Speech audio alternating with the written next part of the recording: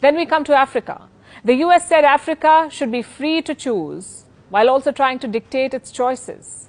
The US ordered African nations, and I use that word with caution, the US ordered African nations to respect Western sanctions and not buy Russian oil. But the US gave a free pass to Europe to violate the very same rules and keep buying Russian gas. African countries are calling out this hypocrisy.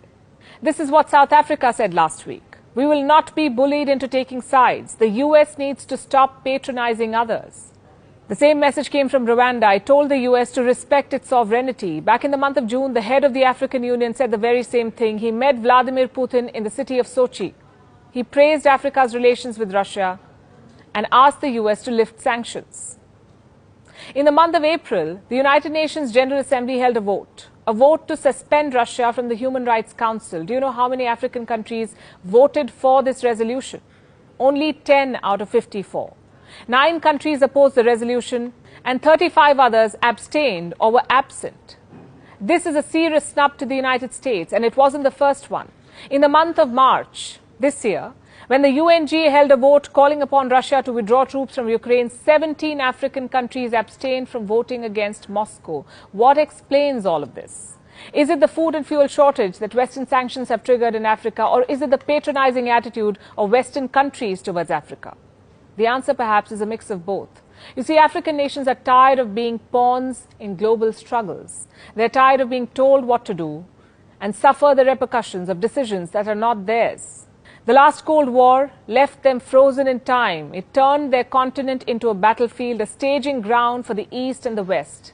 The 1960 Congo crisis, the 1966 Namibian War of Independence, the 1975 Angolan Civil War, the 1977 war in Ethiopia.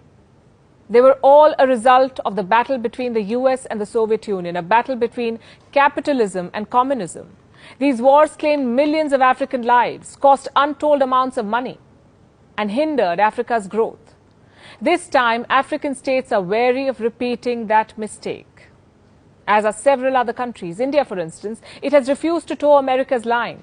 In the last Cold War, India pursued the policy of non-alignment, non-adherence to either side. This time, India is pursuing a policy of multi-alignment, a series of parallel relationships that strengthen multilateral ties, meaning India is taking decisions based solely on its own national interest, not on how other governments are going to perceive those decisions.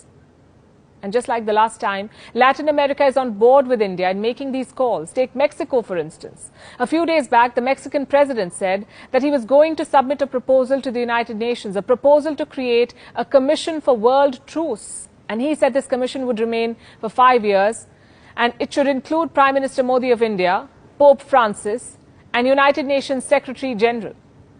These should be the members. He said this commission is required so that governments can dedicate themselves to supporting their own people instead of fighting other people's wars. The message is loud and clear. This is not the 20th century. The times have changed. The US cannot bully others into taking sides. It cannot be oblivious to their interests and then issue lectures on morality.